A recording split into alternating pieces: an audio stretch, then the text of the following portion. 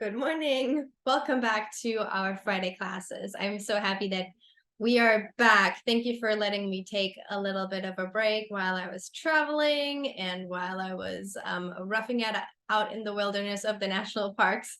But I did miss you guys. And yeah, I took a little bit of it took a week to get back into the swing of things. But then I was like, what are you doing? Friday mornings are Friday class time. So I'm glad that we're back at it. And I have decided to ramp up our content a little bit as well, because I think we covered some of the basics. But I really want you guys to properly benefit from my expertise that I have worked so hard to build over the last couple of years. And one of those things that has been popping up a lot with a lot of you guys that I've realized is things like price negotiations, contract kind of work, how to deal with clients, how to show up towards clients. I know that is a big topic for everybody, and I have, had gone through such a progression of development within that field, also personally, identity wise, and confidence wise, but also obviously tactics wise. And I think price negotiation, which is our topic of today, is maybe a good place to dip our toe in the pond, because I know sooner or later that always comes up for us working artists. And I know it comes along with a lot of personal hurdles as well, like um, feeling like you have to prove your worth, and also that pressure of the moment of like making the sale in that sense can be quite intimidating, speaking from firsthand. So let's see. When it comes to negotiating rates, there's two sides of it that I want to touch on today because there's so much to cover under this topic. But when I was thinking about today, I was thinking, well, there's two aspects to negotiations. There's the emotional and personal aspect of it, and then there is the more like tactical kind of approach. I want to talk to you guys about specifically rate negotiations with either private clients or commercial clients, meaning brands. So one thing that I think is interesting to look at is timing. Like, at what point should this negotiation be happening? I know we've all been there where clients approach us, and like the first thing before they even say hello is, how much do you charge? And then we're like, how much do I charge for what? Or like we're supposed to drop a number out of the blue, and like that always feels like a gamble, because it's like, well, I have no idea of what scope you have in mind. So whenever I get hit with, what do you charge, right off the bat, um I tell them that my prices fluctuate based on the extent of the production, and of the time involvement, but that my prices are also flexible based on people's what would be a good word for it, like people's resources. And typically if I get kind of slapped in the face with the question of price right away, my preferred way to approach it is to tell the client that I would love to ask them some questions for me to better gauge the scope of what they have in mind, to then be able to write them an estimate that I know in my professional knowledge covers all of their needs. And that includes, knowing exactly what the product is there for, aka the photos. And another thing that's really helpful in the beginning is also to ask if they have a working budget, because I too get very hesitant to just throw a number out there if I have no idea what scope they're even envisioning. That being said, when it comes to your prices, and we could talk about this for hours, this kind of catering to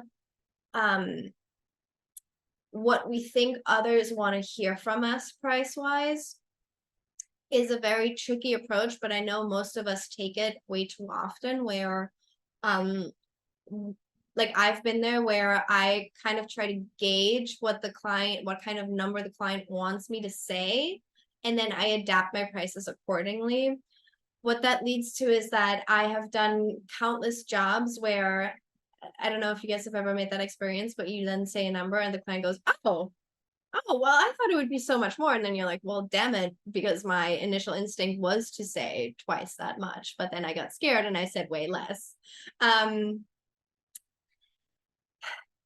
When it comes to price negotiations, what's really, really helpful to set yourself up for success also with your contentment of how the job goes from that point onward is to get really clear about what your expectations are and what your desires are before you're in that situation. So what I mean with that is doing the prep work, and for those of you that are already signed up for the summer course, that is one of the topics that we're covering, is doing the prep work of sitting down and asking yourself, what are the resources and the circumstances I need in order to create the best quality product?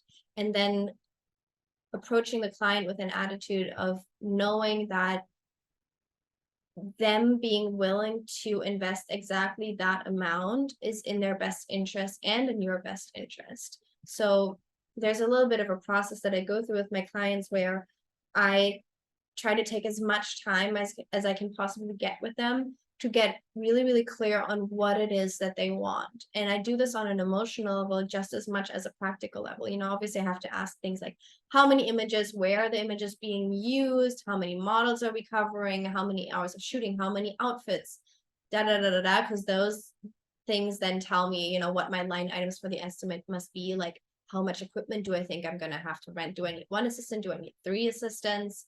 Do I need to have special things delivered for the production? How, you know, am I handling the production? Am I the one ordering the catering? Because that influences if I need to be charging a pre-production fee. What kind of insurance am I going to have to set in place for my crew and for the equipment and all of that kind of stuff? So those are questions that I will always ask before I ever say a number. And if a client is putting pressure on you, just know that it's perfectly fine for you to be like, I need a little bit more information before I can make an accurate assessment of the cost of this. And you can tell this to private clients, same, you know, it's exactly the same with them. But then on the other hand, I also like to ask questions like, what were some really positive experiences you've had with productions like this prior? Like, what were some things that really worked for you? What were some things that haven't worked for you yet? Like, and especially with brands, you know, because with brands, oftentimes you can assume that they've done photo shoots before. And brands really, really appreciate being asked these kind of questions because it makes them feel like you actually care to offer them something that is going to be of use to them and they feel understood and seen, because we have to keep in mind that our clients don't live in our world of photography. They have no idea probably about equipment and lighting and assistance and all of this stuff, and that is not their job, that is our job. But what also is our job is to help the client recognize within themselves what their actual needs are and what their true desires are. Because a client will most likely come to you and know that I need so and so many photos. I want to shoot this here and here, and this is the model or something like that. Or your private client will know this is how I want, like, you know, like I want to feel confident the day of, and I want to use the images for this and this. But having a little bit of time to sit down with them and ask them, well, what would be your ideal outcome after we've done this production for you? How do you want to feel walking away with these images? Or with brands, I like to ask things like, where do you see yourself in a year and within your positioning in the market, those kind of things. And asking questions like that communicates to your client that you are not just here to deliver the photos, you are here to help them achieve their next goal, that you are a team player and you are personally invested in their success, because then they attach that meaning and that experience with you to the worth that they accredit to you, which is in our interest, because we all know that one of the hardest things to do as a working artist is to convince people what we are truly worth. And that starts within ourselves. So that starts with you sitting down and thinking about, okay, practically speaking, ideally, what are the resources that I dream of? And think big here. I always like to encourage my one-on-one clients to really be courageous here. What does the studio cost that you have always dreamt of shooting in? You know, like, how can you make this kind of work sustainable for yourself as well, by maybe hiring that extra assistant, so that you're not only doing this once, you're setting yourself up to do this every week if that's what you want, you know? So we need to get clear on those kind of working circumstances that we dream of, in order to then eventually start attracting clients that are going to get, you know, going to be playing at that level with us. Now, when it comes directly to rate negotiations, I will never say a number on the first touch with a client. The first touch for me is to gather the information and to ask the right questions to make the client feel really truly seen and heard by me. Obviously, if I'm a little bit like, I don't know if this is even a right fit of a client for me, then I'll maybe push towards that conversation of budgeting a little bit earlier, because, you know, there are clients that sometimes you can gauge that, like, what they want from you, you know, you're not the right person for, because you know that they are already asking for so much, and you know that they're never going to be able to hit your price point. And saying no to clients is a whole other chapter within this discussion, you know, and setting yourself up to eventually being in a position where you get to pick and choose. And saying no to a client is one of the most valuable things you can do in order to make way for your yes towards a client that actually matches your vision of what that looks like for you for a paying client. But that is the work you have to do prior, before going into these negotiations with clients.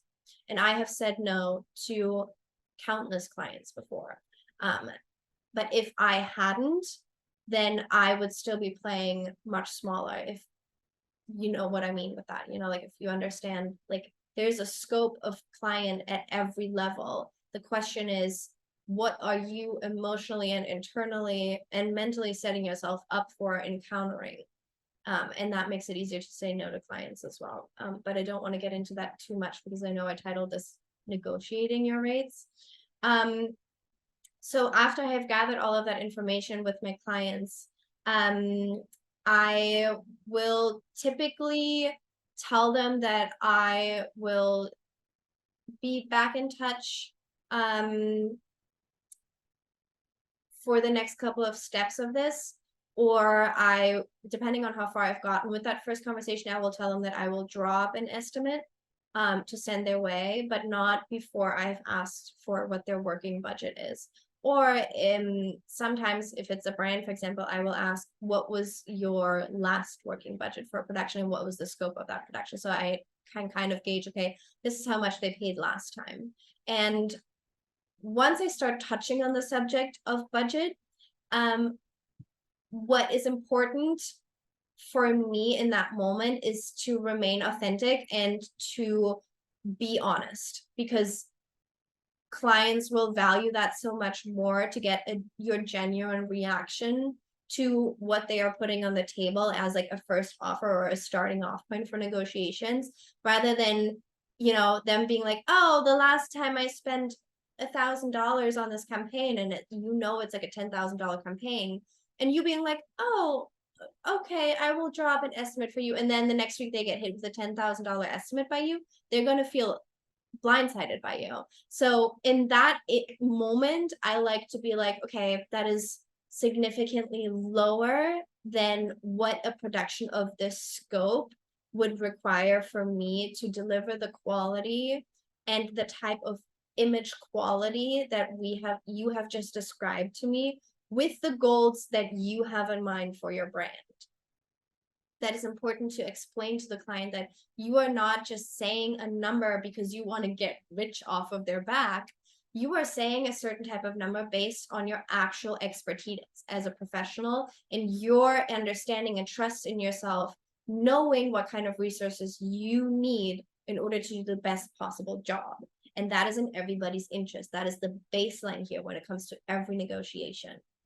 Before I move on with this topic, I saw a question in the chat. Let me just see real quick.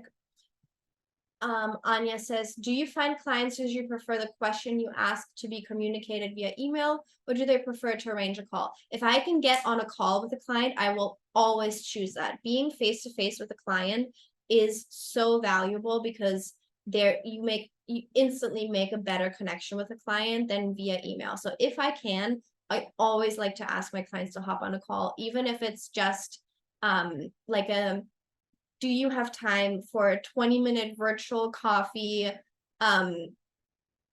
meet face to face? And I'm honest about this. I'm like, I prefer meeting my clients face to face if it's with in any way like possible and within the capabilities of the client. And that way I can actually make the client feel seen and heard and feel interested in what it is they're trying to do. If you can get a client to talk about what their bigger motivation behind what they are doing is, it is such a big win in your book, because nothing feels better than getting to talk about what you care about. And the number one thing that people remember about you is how you allowed them to feel around you. You know, this is an interpersonal thing. This isn't even a business thing. Like, this is the same with, you know, making new friends.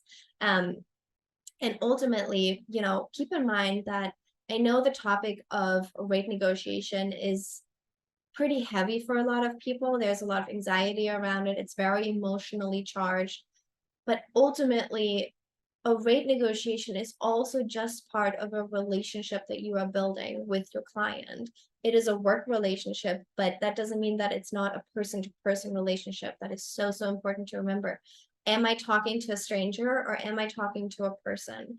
And even if you aren't talking to them via video and you're writing emails, I highly recommend going off of the same principle of ask yourself, am I talking to a stranger right now or am I talking to a person? Whenever I meet a new person working for a brand, the first thing I do is I look them up on LinkedIn, or I try to find any photo of them on Google in order to have a face in my mind, because I start communicating way differently with people when I have a rough idea of who this person is.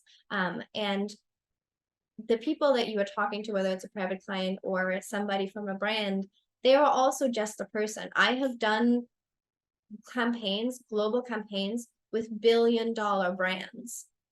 And what it boiled down to was me talking one-on-one to people, individual people that have lives and needs to cover and bills to pay and personal motivations within their own careers. And that is how you build lasting business relationships, is by treating people like people. And then when it comes down to your rate negotiations, that is the same thing.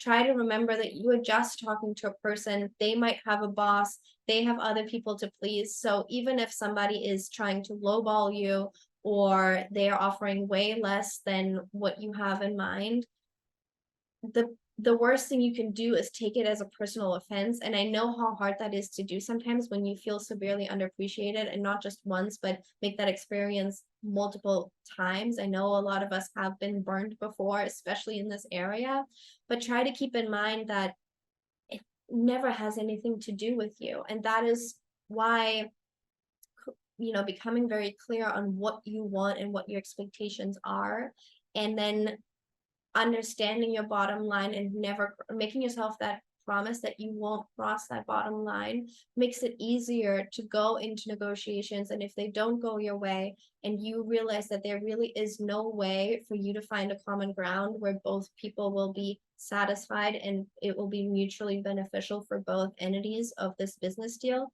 to then have the freedom to walk away and know that you are not operating out of a lack mentality of like, if I don't take this job, then, you know, like, severely being underpaid is better than not getting paid at all. That is how you stay stuck in the same level of clients paying you minimum possible rates.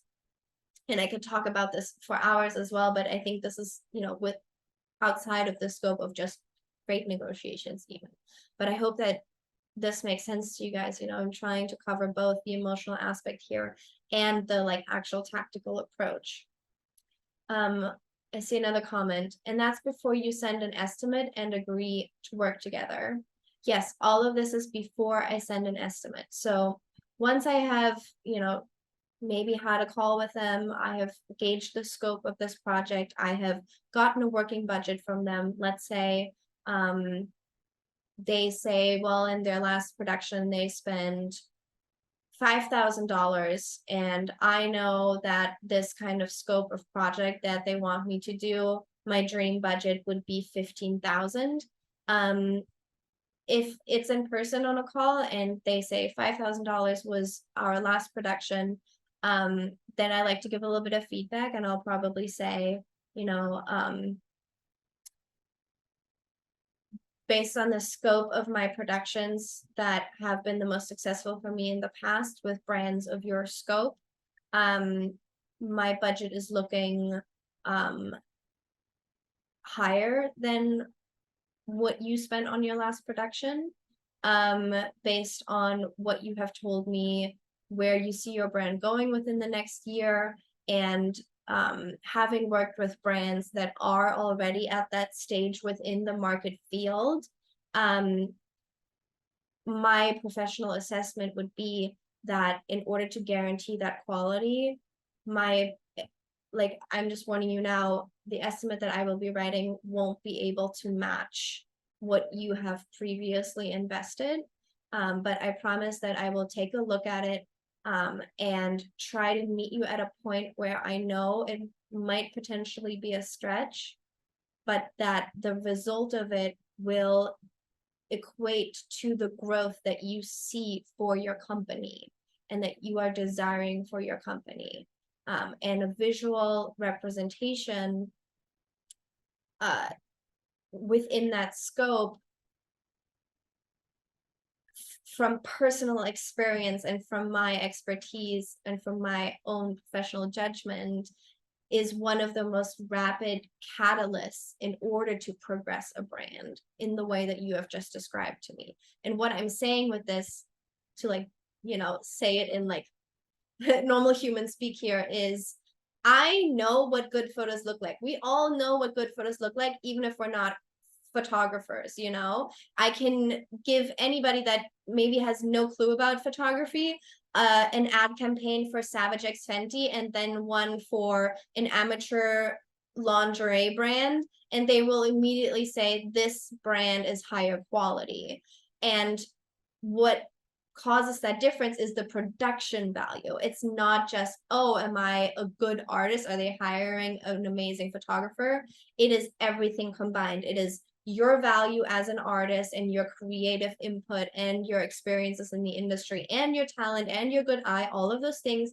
But it is also the resources that you have at your expense, because you know that if I hire you for a project and I hire you $400, or I hand you $10,000, your pictures are going to end up looking differently. Like, we all understand that, right? So I think the best thing you can do is try to detach yourself a little bit from this idea. The number that is being said to my face as an exchange for my services and my expertise equates to my personal value, because that is never true. We understand that the numbers that we are saying and that we are asking for equate the production value. And that's maybe makes it a little bit easier to go into the negotiation with a client, where you understand, hey, I'm not trying to trick you into just throwing money my way. I'm trying to explain to you what I know to be true, which is, if you invest this kind of money, you're going to get the kind of photos that are going to make your brand look up here. Or if it's a private client, same thing, you can look at any, I had a private client recently that is a motivational speaker, and one of her biggest idols is Gabby Bernstein. And so we looked at pictures of Gabby Bernstein from 10 years ago, versus now. And we were looking at like her book covers now and the pictures on her website, because these images were going to be for like a motivational speaking website and like speaking engagements and stuff. And I was saying to my private client has no idea about photography. I was like, I can show you these two pictures and you will within a split second agree that these pictures are better. But me, on my hand, I can tell you that these pictures are better because the color grading is better. I can tell the retouching is more professional. She has better hair extensions. Her makeup artist matched her complexion better. The lighting is more flattering. There is not as harsh shadows on her face here. The resolution is higher. I can tell that there was a larger light source, which means that she probably shot this in a much larger space than this one. All of these things I understand. And if you can kind of get your clients to see that the resources that they hand you are going to equate to better quality, and therefore probably get them closer to what their ultimate deep down goal is with these images, the easier it becomes to go into these negotiations, and knowing that you are allowing yourself to walk away if you know that if you take a job and the resources are not matching what they're not reflecting your personal capabilities as an artist, it's going to be a disappointing experience for you. And it's, if anything, yes, it might cover your bills, but is it setting you up for the career that you really dream of? And I know it's hard when you're struggling to pay your bills. And I say, if anything, be kind and be tender with yourself, because we have all agreed to do jobs that we then afterwards regretted saying yes to. And I've been in the opposite position too, where I have said no to jobs and then afterwards regretted it as well. This is not like a black and white. If you're not going to pay me $5,000, it's an absolute no, because you are the king of your castle here. We have the luxury of being our own bosses. So, and that's why I say to clients, based on my personal investment in my relationship with this brand and my own belief in what your brand stands for and what you are advocating for on a larger scale beyond the sales of your products, this is what my ask looks like. And I want to give myself the flexibility of also letting my personal interest in a brand count for something when it comes to what my bottom line is going to look like. And the more you go through these kind of trials and errors, you will get to know yourself better too, where you can tap into your intuition and ask yourself, this is much less than what I would want to be getting paid. This is kind of really pushing my bottom line here. And then you tap into visualizing yourself executing this, like having enough experience to understand how much time investment and energy investment this is going to require of you, and then still being able to ask yourself, is it still worth it to me? And I have done jobs that between you and I would have done for free. You know what I mean? But that is not relevant. That is for you to, sit with on your own. And I have also done jobs where I was getting paid good money and I still felt like I sold out. And forgive yourself for making those experiences, because they'll probably teach you the most when it comes to what your bottom line is going to be. And also, with some brands that I have approached that are kind of starting out brands, I have said numbers that probably made them like swallow and be like, okay. And it has led some brands to be like, not yet. But guess what? These brands have come back around, because that initial conversation I had with them, where I actually invested the time to listen to, what is your vision for this brand? Where do you see yourself? Who do you look up to within your market niche? All of these things. It made them feel so seen that they were like, we are not at your level yet where we can afford you, but we know that once we get there, sooner or later, that is you almost become this marker of like, oh fuck, oh, we made it. Now we can hire Sophie for this. Or I've had brands that they were like, oh, the last couple of times I invested $1,000 per project and I do 4 projects a year. And I'm like, well, my rate is like 5 or 6 times your individual rate for projects? And they're like, well, I have an overall yearly budget. Let me look into compiling those budgets and then hiring you for maybe a campaign that will cater to our needs for the entire season rather than doing 2 or 3 per season. And now all of a sudden they're like, oh, damn, like it's not like I don't have the money. It's just that I have never seen the purpose in investing it all at once into this one person. That is what true worth is about. So we're out of time. Unfortunately, there is so much more I could say about this, but I hope that this kind of sparked a little bit of intrigue for you guys to shine light on it from a different direction. Start thinking about these things. And if I can encourage you guys to do a little bit of homework, I would say sit down and create a vision for yourself of like what kind of budgets for what kind of jobs actually gets you excited, because that is the best place to start. I see a comment. Thank you, Sophie. That helps a lot. I'm very glad. Thank you for the people that are in here live. It's always so nice to get direct feedback. And for anybody watching the recording, I'm happy that you are tuning in as well. I hope this sparked a little bit of inspiration in you. If you really want to dive deeper into this topic, then there is still time to sign up for our 8-week summer course that we are starting next week, Wednesdays, 11 a.m. Eastern Standard Time. For 8 weeks, I'm going to be teaching 1-hour-long live classes where we dive very deep into those tactics and also emotional hurdles that I've personally gone through in my career. And the 8 weeks are kind of the 8 main pillars that have made a significant difference in my career and where I'm currently standing. And one of those weeks is going to be, you're talking to a client, now what? And then the following week, the execution of a commercial job. And rate negotiations, contract kind of work is going to be a part of those 2 weeks as well. I see another comment. Yes, most definitely insightful and a lot to think about. Thank you, Sophie. Thank you, Camille. That's really sweet of you. I'm very happy that you were in here. The link for the summer course, it's easiest if you just go on my website, sophiekeatsman.com. There's a tab there, coaching, where you will find all of the information on it. And I will see you guys next week. I'm forgetting what I am teaching next week. Let me just check real quick. Obviously, we're starting our course on Wednesday, but Friday classes are going to continue to be a thing. Next week, Friday, we are doing becoming confident in your work, which I think is a great progression from what we talked about today. This like, I believe in the quality of my art, because that is where we all start off, right? So I love you guys so much. This was so much fun. I'm so happy to be back with you guys, and I will see you next week. Bye.